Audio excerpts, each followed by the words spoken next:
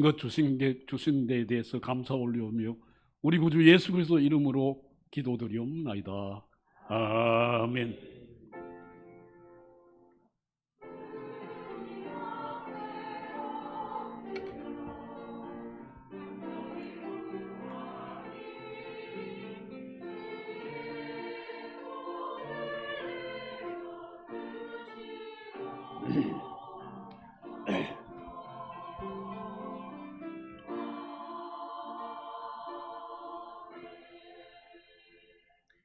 하나님 말씀 창세기 30장 9절에서 24절까지.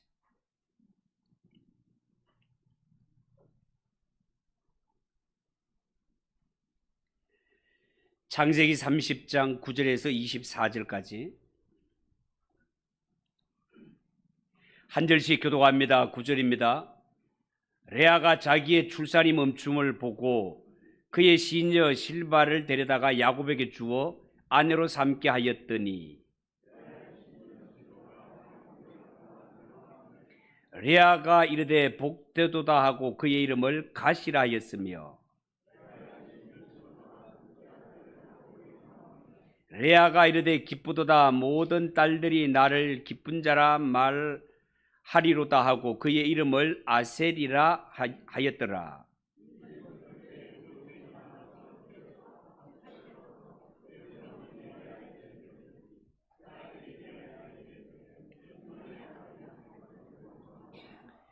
레아가 그에게 이르되 네가 내 남편을 빼앗은 것이 작은 일이냐? 그런데 네가 내 아들의 합한채도 빼앗고자 하느냐? 라헬이 이르되 그러면 언니의 아들의 합한채 대신에 오늘 밤에 내 남편이 언니와 동침하리라 하니라.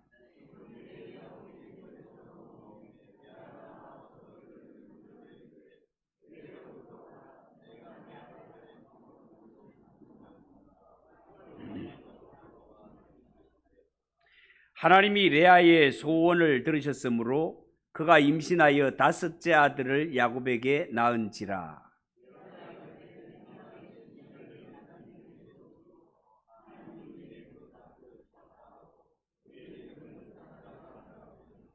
레아가 다시 임신하여 6째 아들을 야곱에게 낳은지라.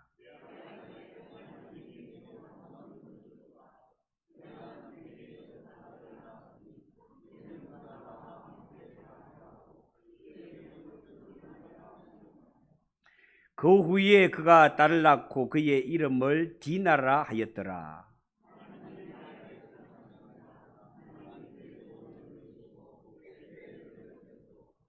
그가 임신하여 아들을 낳고 이르되 하나님이 내 부끄러움을 씻으셨도다 하고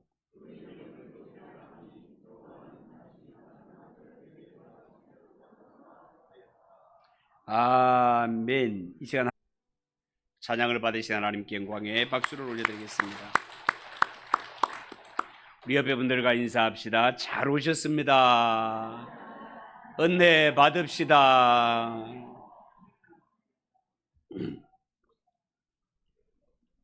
자, 오늘은 읽은 이 말씀을 가지고 야곱의 가정과 하나님의 섭리 한번 따라해 봅시다. 야곱의 가정과 하나님의 섭리. 야곱의 가정과 하나님의 섭리. 그런 제목으로 말씀을 전하겠습니다.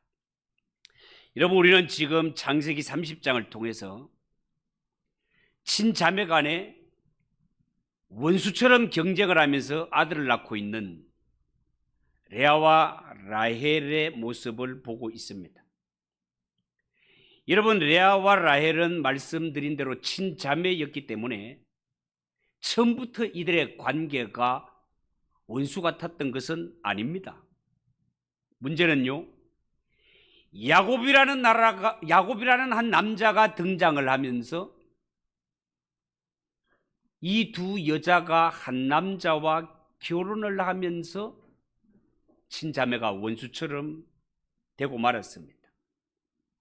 자, 이유야 어떻게 되었든 지금 성경에 나오는 레아는 분명히 야곱의 본처요, 소위 말해서 조강지처였습니다.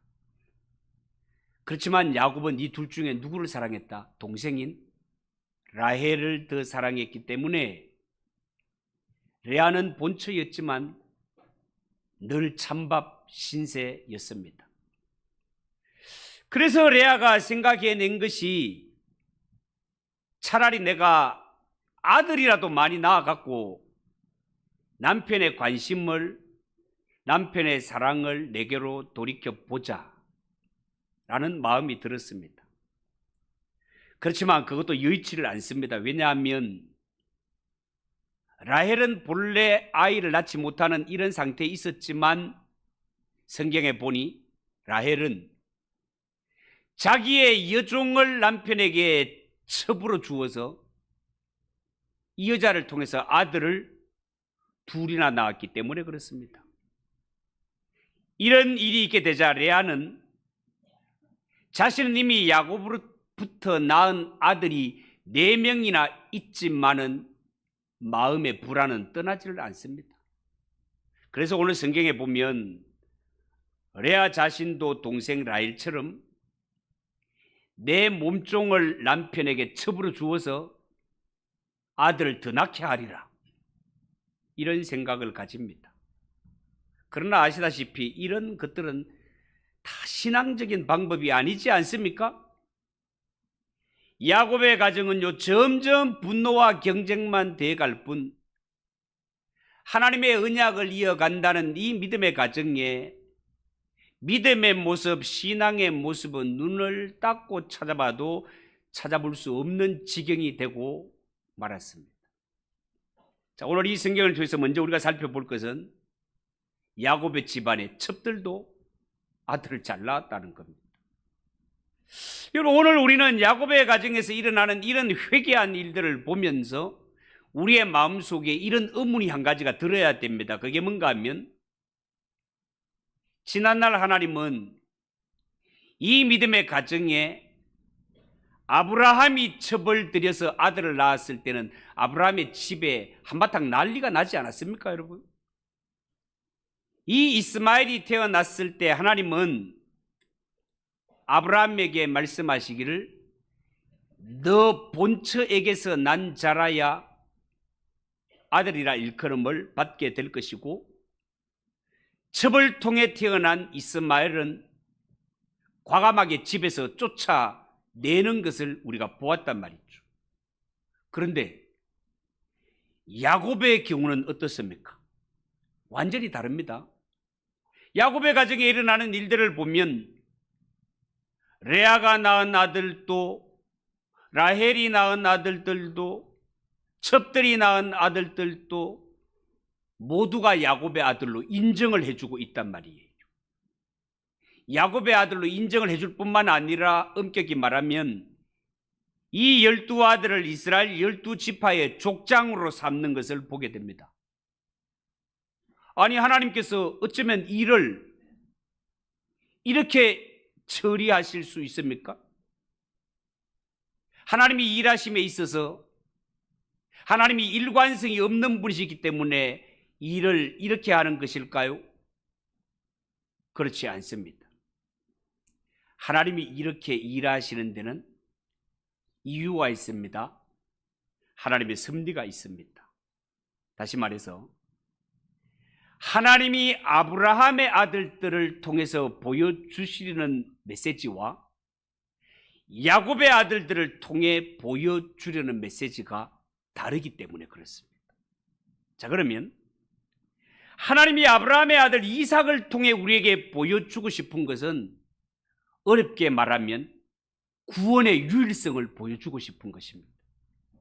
다시 말해서 하나님이 아브라함의 집에 이삭 외에 다른 아들을 허용하지 않는 것은 이 성경을 성도의 구원을 보여주는 성경으로 볼 때 하나님은 아브라함의 가정 이삭을 허락하시는 것을 우리에게 보여주는 것은 우리가 구원받는 길은 오직 예수님 한 분밖에 없다는 사실을 보여주시는 데 목적이 있는 것입니다.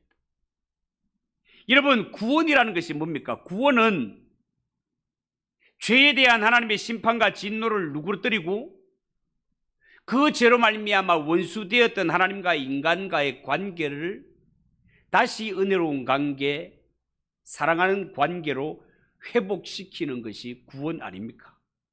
그런데 인간의 죄를 치료할 수 있는 길은 예수 그리스도의 십자가 외에 다른 길이 있습니까? 없습니까? 없습니다.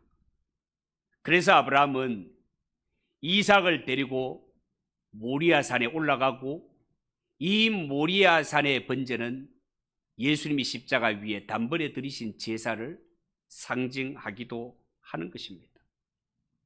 이처럼 하나님은 아브라함의 가정을 통해서는 구원의 유일성, 구원의 길은 딱 하나, 예수 그리스도밖에 없음을 보여주고 싶은 것입니다. 그런데 야곱의 가정을 통해 보여주시기를 원하시는 것은 구원의 포괄성을 보여주고 싶은 것입니다. 구원의 포괄성을 보여준다는 말이 무슨 말인가 하면 하나님께서 이미 예수 그리스도를 통해 이루어진 구원, 예수님이 이루신 이 구원을 이 죄인들이 어떻게 받아들이는가, 어떻게 받는가, 그 모습을 보여주는 것이다, 그 말입니다. 여러분, 구원은 분명히 예수님 한 분만을 통해서 받지만 우리가 구원을 받을 때 구원은 절대로 혈통으로만 받는 것이 아닙니다. 하나님은 우리를 아브라함의 피를 이어받은 혈통적으로 구원하는 것이 아니라 입양을 통해서도 얼마든지 하나님의 구원에 참여할 수 있다는 것을 야곱의 12아들을 통해서 우리에게 보여주시는 것입니다. 이 자리에 앉아있는 우리는 엄격히 말하면 아브라함의 혈통을 이어받은 자들이 아닙니다. 그러나 우리는 아브라함의 믿음을 가진 자들입니다. 하나님은 아브라함의 피를 이어받았는 것을 보시지 않고 아브라함의 믿음을 너도 가지고 있느냐, 믿음을 보아 구원하신단 말입니다. 여러분, 오늘 성경에 보면 레아와 라헬은 여종을 남편에게 주면서까지 이 첩을 통하여서 아들을 낳게 합니다. 그래놓고 첩들이 아들을 낳았을 때 이 아들을 자기 아들로 입양하는 것을 보게 됩니다. 이런 모습을 볼 때 결국 교회는 구원받은 성도들의 모임, 결국 교회와 천국은 혈통으로 이루어지는 공동체가 아니라 입양을 통해서도 얼마든지 하나님의 백성이 될 수 있고 교회가 될 수 있다는 사실을 야곱의 아들들을 통해서 우리에게 보여주고 계시다, 그 말입니다. 믿습니까? 이렇게 아멘 해갖고는 안 돼요. 왜냐하면 우리는 아브라함이 혈통으로 구원받은 자가 아니라 입양을 통해서 구원받은 자들이기 때문에 그렇습니다. 우리는 이스라엘 사람들이 아니지만 영적 이스라엘이고 아브라함의 믿음을 가진 자들이기 때문에 입양을 통해서 하나님의 자녀가 된 자라는 사실을 믿으시기 바랍니다. 정말 그렇습니다. 여러분, 분명히 말씀을 드립니다. 구원의 방법은 하나밖에 없습니다. 하나님이 보내신 주 예수 그리스도의 십자가와 구원을 믿는 이 믿음의 길밖에는 다른 길 없습니다. 그러나 예수님이 십자가 위에서 이루어진 구원, 이 구원에 참여하는 방법은 여러 가지 방법이 있습니다. 그 여러 가지 방법이라는 것은 어떤 사람은 구원을 받을 때 내가 이 세상에 태어나 보니 이미 내 부모님이 신앙생활을 잘하여서 믿음의 가정에 태어나서 자연스럽게 하나님 나라 백성이 되는 경우도 있습니다. 어떤 사람은 길 가다가 전도를 받고 하나님의 백성이 되는 자도 있고, 어떤 사람은 죽을 병에 말할 수 없는 고난을 당하다가 옆에 있는 분의 전도를 받고 하나님의 백성이 되는 경우도 있고, 별의 별 방법을 통해서 하나님의 백성 되는 길이 열려 있단 말입니다. 예를 들어서 신약성경 빌레몬서에 나오는 오네시모라는 사람, 이 오네시모라는 사람은 그의 신분이 당시에 노예 종이었습니다. 그런데 남의 집의 종이었던 오네시모가 하루는 주인의 돈을 훔쳤다가 붙잡혀 감옥에 갇히는 신세가 되고 말았습니다. 그런데요, 공교롭게도 죄를 지어서 감옥에 들어갔는데 거기에 누가 있었는가 하면 복음을 전하다가 붙들려 온 사도 바울이 감옥에 갇혀 있었단 말이죠. 오네시모는 죄를 짓고 감옥에 들어갔지만 복음을 전하다가 들어온 사도 바울을 그 안에서 만나 전도를 받고 하나님의 백성이 되게 됩니다. 나중에 이 오네시모는요, 사도 바울의 모든 편지를 다 모아가지고 역사신학에 큰 이바지를 하게 되는 이러한 위대한 인물로 거듭나게 됩니다. 이처럼 하나님의 부르심에는 이런 모양 저런 모양 온갖 모양이 다 있고, 오늘 이 자리에 참석하신 여러분들도 내가 예수를 처음 만나 구원받게 된 배경, 내가 처음 교회에 나와서 하나님을 알게 된 이 사연들을 고백하라고 한다면 아마 밤을 새워 이야기해도 모자랄 것입니다. 그런데 중요한 것은 내가 지금 하나님의 자녀가 되어서 오늘도 그 하나님을 아빠, 아버지라 부르고 있으며, 이 세상 모든 사람들은 이 주의 날이 노는 날인 줄 알고 내 뜻 따라 산으로 들로 유원지로 놀러 댕기는 이 시간에 그래도 나는 하나님께 예배드림이 하나님께 영광이요 기쁨이요 은혜 받는 길인 줄 알고 이 시간에 하나님 앞에 나와 예배를 드리고 있다는 사실 그 자체가 복이고 너무 중요한 일이다 그 말입니다. 사랑하는 성도 여러분, 야곱의 가정에 태어난 이 아이들을 가만히 살펴보면 이들이 하나님의 은혜로 이스라엘의 12지파 족장이 되기는 하지만 실제로 이 아이들 가운데 하나님의 나라의 기둥이 될 만한 자격을 갖춘 아들은 하나도 없습니다. 이 아이들을 살펴보면요, 한결같이 성격이나 도덕성에 문제가 많은 아들들입니다. 이미 이 아이들이 태어났을 때 가정 형편이 어떻습니까? 어머니가 벌써 몇 명이에요. 몇 명이나 되는 어머니가 서로 아끼고 사랑하는 이런 가정이 아니라 칼만 안 들었다 뿐이지 살벌한 가정에서 태어났습니다. 이러한 가정에서 태어나는 아들 야곱의 맏아들 르우벤은 아버지의 첩 가운데 한 명과 성적으로 잘못된 관계를 맺게 되는 것 알고 계시죠? 아버지가 하는 일이 오늘은 이 엄마 방, 내일은 저 엄마 방 이렇게 살아가는 모습을 본 아들들이 살면서 뭘 배우겠습니까? 레위와 시몬도 보통 아들 아닙니다. 야곱의 12아들 가운데는 디나라는 외동딸이 있지 않습니까? 이 레위와 시몬, 자기 누이 동생이 세겜성 구경 나갔다가 추장아들에게 성추행을 당하는 사건이 발생하게 됐죠.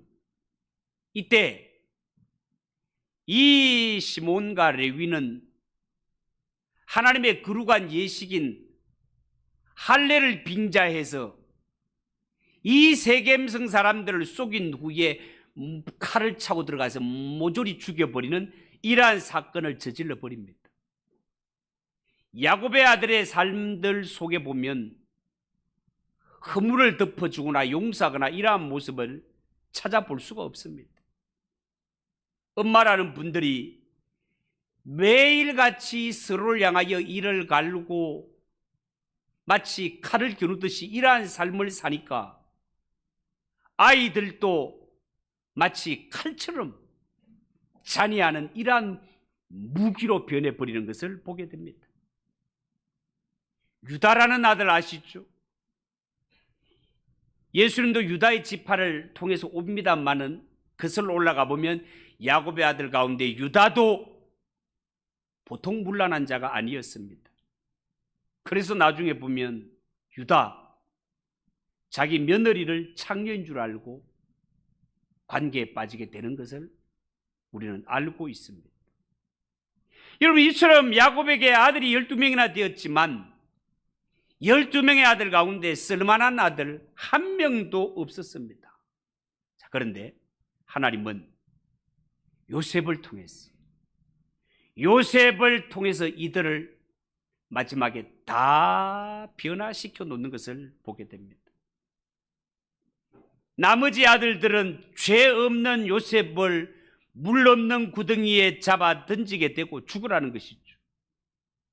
그랬다가 나중에는 꺼내가지고 애굽의 노예로 팔아버리지만 합력하여 선을 이루시는 하나님께서 이 고난받는 요셉을 통하여 오히려 그 형제들을 다 구원하고 마침내 야곱의 아들들은 변화를 받게 되고 하나님 나라의 기둥으로 우뚝 서게 되는 것을 보게 됩니다.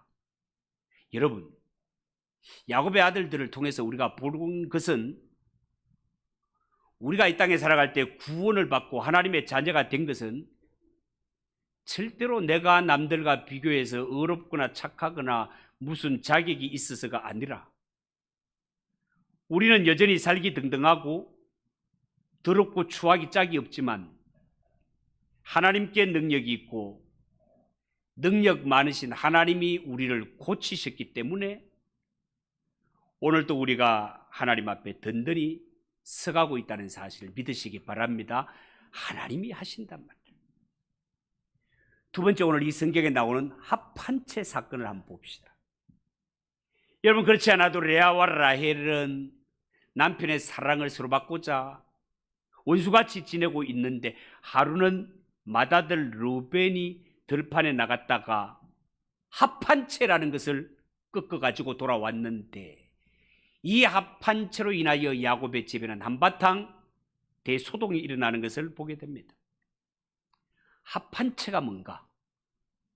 여러분, 합한채는요 노란 토마토같이 생겼는데 당시에 남자가 이것을 먹으면 성적인 충동이 왕성해져서 여자를 더 사랑하게 되고 여자가 이 열매를 먹거나 뿌리를 삶아 먹으면 곧바로 임신하게 된다는 이러한 속설이 있는 아주 신비한 식물이 합한채가 되겠습니다.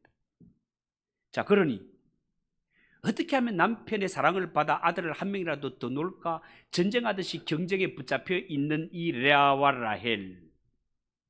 이 레아와 라헬은 루벤이 구해온 합한채를 서로 차지하기 위해서 막 난리가 났습니다. 여러분, 야곱의 가정에서 이 합한채 사건이 일어난 것을 통해 성경이 우리에게 주시고 싶은 교훈이 뭘까요? 그것은요, 야곱의 가정은 보통 가정이 아니라 하나님의 언약을 이어가는 이러한 가정인데 너무나 거룩하고 고결한 이런 가정이어야 할 이 믿음의 가정이 지금 어느 지경까지 왔는가, 어느 만큼 타락했는가를 이 합한채 사건을 통해서 우리에게 보여주고 있습니다. 여러분, 따지고 보면 레아와 라헬은 친자매이지 않습니까? 이런 친자매가 한 남자의 사랑을 두고 부끄러운 줄도 모르고 막 쥐뜯고 싸우고 있는 것입니다. 이 야곱의 가정은요, 더 이상 믿음의 가정, 더 이상 하나님의 언약을 이어가는 가정이라고 부르기에는 부끄러운 지경에 이르고야 말았습니다. 이 가정의 두 아내 레아와 라헬은 더 이상 정숙한 여자가 아니라 마치 창녀처럼 한 남자를 두고 투쟁하고 협상하는 술집 같은 이런 지경이 되고 말았습니다. 야곱의 가정, 어른을 봐도 애들을 봐도 믿음이라고는 눈을 닫고 찾아봐도 찾아볼 수 없는 이런 지경이 되고 말았단 말이에요. 아니, 도대체 어쩌다가 야곱의 가정이 이런 지경까지 오게 되었을까? 원인은 야곱의 잘못된 선택에 있었습니다. 여러분, 하나님이 베델에서 야곱에게 자신의 영광을 보여주면서 앞으로 야곱이 해야 할 일을 분명히 보여주셨습니다. 나타내셨습니다. 그 일이 뭡니까? 하나님은 그 베델에 잠들어 있는 야곱을 사닥다리를 통해 찾아오면서 이 영광의 모습을 보여주면서 앞으로 아브라함의 후손들은 하나님과 죄인들 사이에서 이 사닥다리 역할을 하라는 것입니다. 그렇지만 야곱은 하나님이 맡기신 이 거룩한 사역 대신에 외삼촌 집에 가서 연애에 빠지게 되었고 결국은 사명보다가 인간적인 사랑을 선택하고 말았습니다. 여러분, 오늘 우리는 레아가 라헬에게 한 말을 한번 주의 깊게 살펴볼 필요가 있습니다. 이 합한채를 두고 레아가 라헬에게 뭐라고 합니까? 네가 내 남편을 빼앗은 일이 작은 일이냐? 그런데 네가 내 아들의 합한채도 빼앗고자 하느냐? 자, 이런 소리를 던집니다. 이게 무슨 말인가 하면 라헬은 지금 인간적인 이 사랑으로 야곱을 철저하게 지배하고 있었다는 것입니다. 야곱은요, 사명도 버리고 하나님의 말씀도 버리고 경쟁하는 이 두 여자 사이에서 사랑의 노예가 되어 꼼짝달싹할 수 없는 이런 지경에 이르렀습니다. 성경은 이것을 가리켜 야곱의 타락이라고 지적하고 있단 말이에요.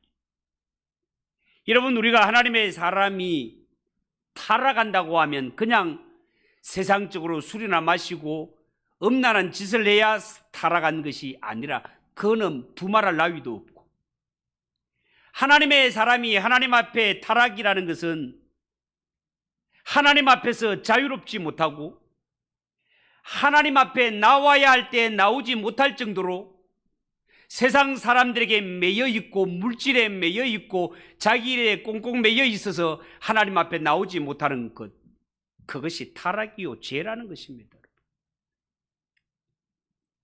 이 세상에는 우민정책이라는 말이 있습니다. 정치인들이 나라를 쉽게 다스리기 위해서 사람들을 바르게 가르치지 않고 어리석게 만들어 놓는 것입니다.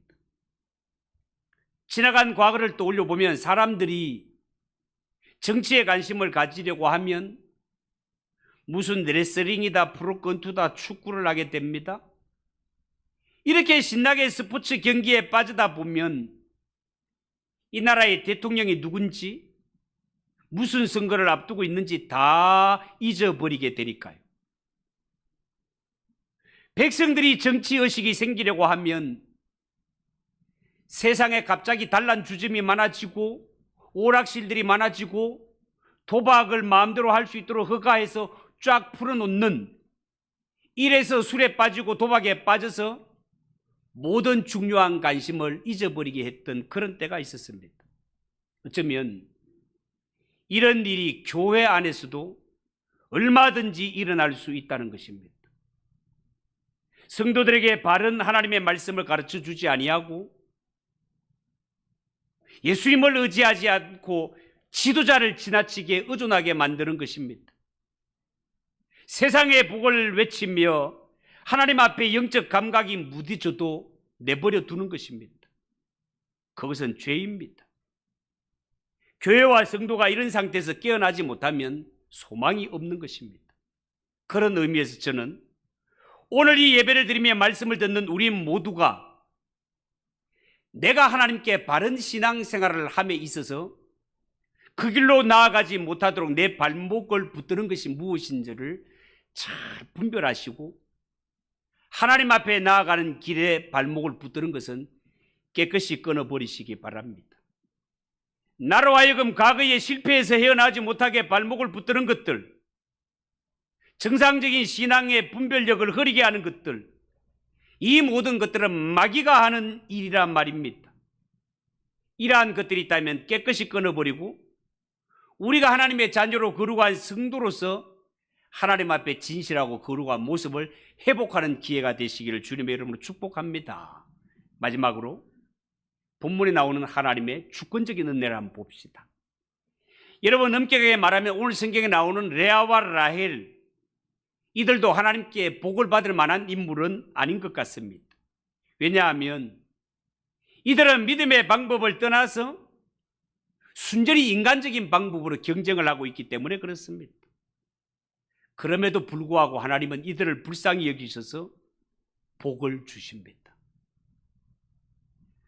레아가 합한 채로 남편을 샀을 때도 아들을 낳게 해 주셨습니다.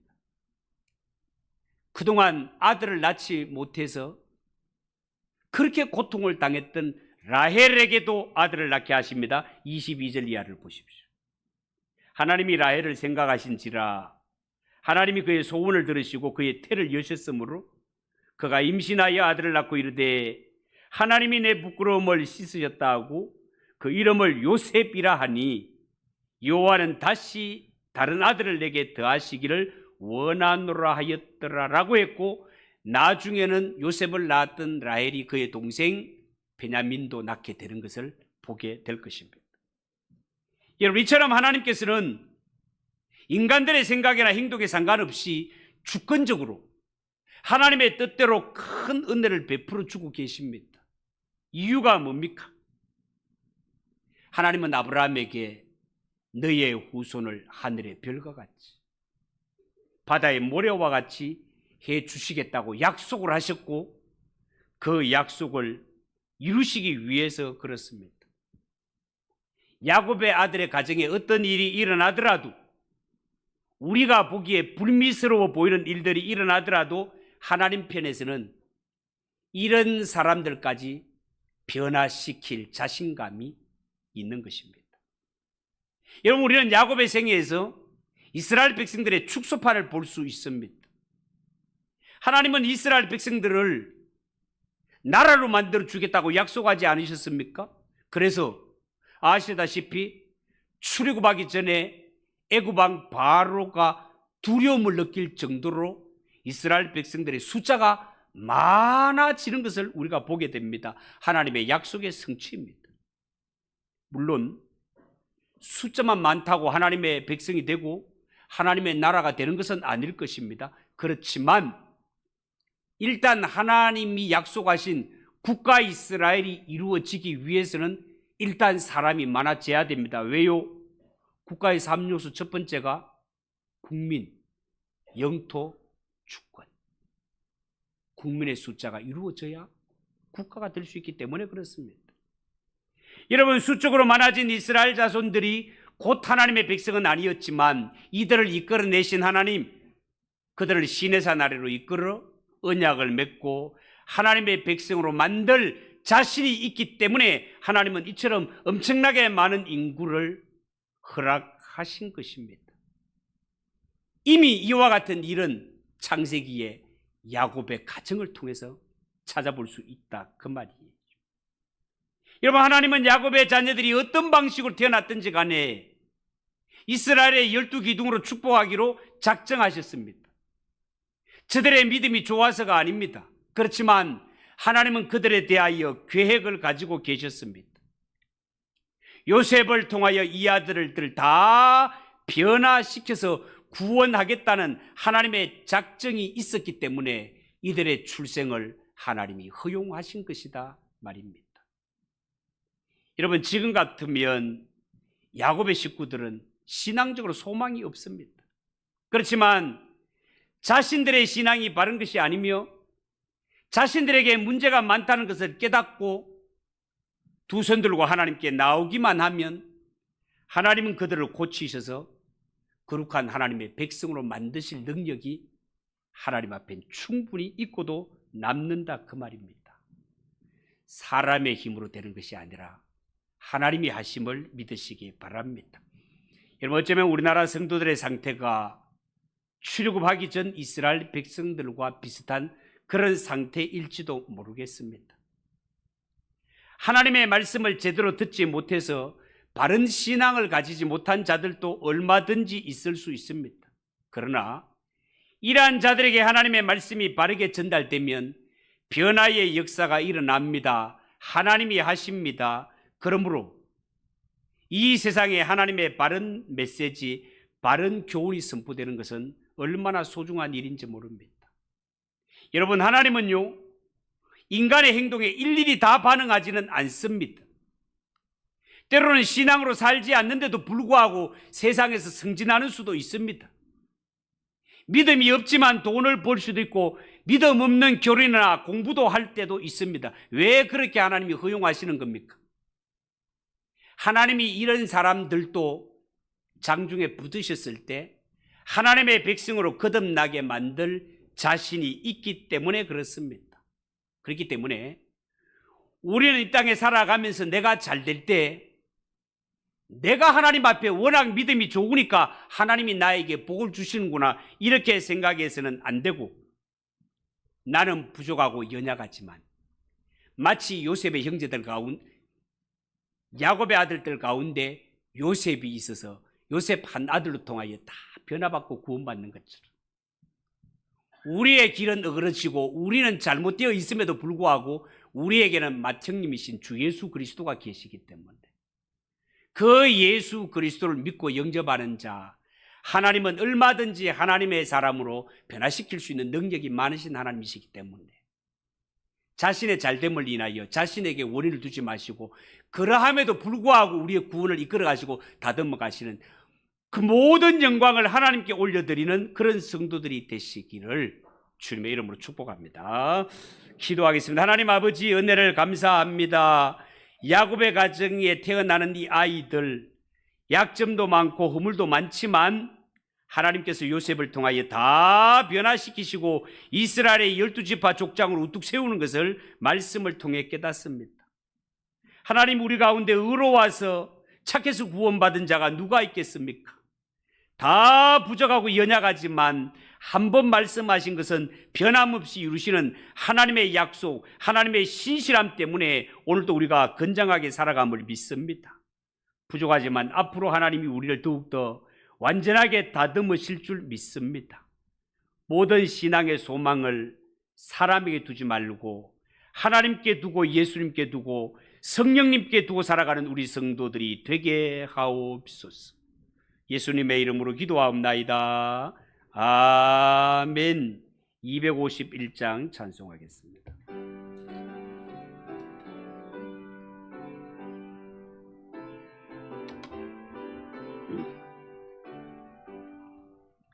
놀랍다 주님의 길인데 우리의 죄를 속하시려 갈보리 십자가 위에서 어린 양 보혈을 흘렸네.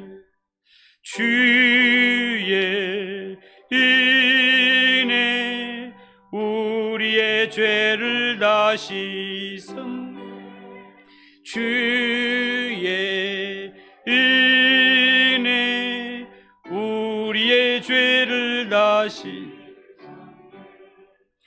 죄악은 성난 파도같이 우리 영혼 위협하나